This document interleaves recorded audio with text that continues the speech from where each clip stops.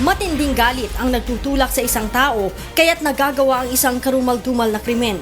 Ayon kay Dr. Camille Garcia, isang psychologist, maaaring dala ito ng selos, possessiveness, naipong galit dahil sa iba't ibang dahilan, gaya ng pagiging battered child noong kabataan, biktima ng pang-aabuso at matinding pangbubuli.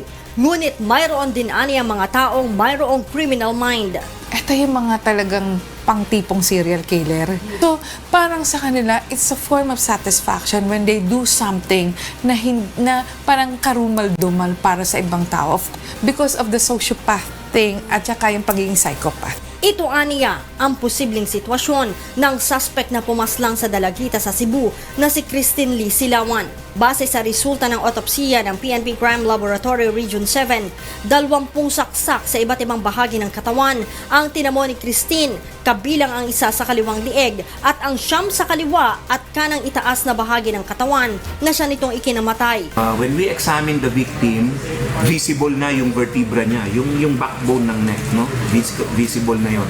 So wala na yung trachea, wala na yung esophagus, wala na yung musculature on the right side of the neck. Ngunit paglilinaw ni Dr. Benjamin Lara, ang Medical Legal Officer ng PNP Crime Laboratory Region 7, intact naman at hindi nawawala ang heart, lungs at kidney ng Dalagita. Nalaban din ani ang biktima base sa nakita nilang mga sugat sa kamay. The fact na marami siyang injury sa kamay and she had a very deep and long incision on the left palm, no?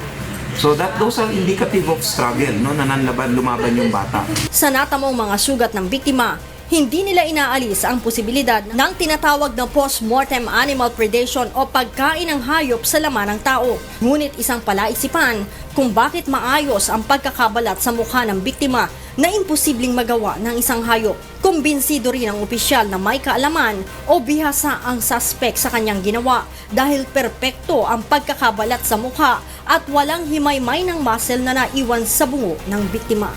Pero if this was purposely done, all I can say is that it was carefully and meticulously done. No, kasi talagang talagang strip talaga yung laman, walang natirang laman ni konti. It's possible na marunong yung gumawa. Leia Ilagan, UNTV, News and Rescue, Campo Crame.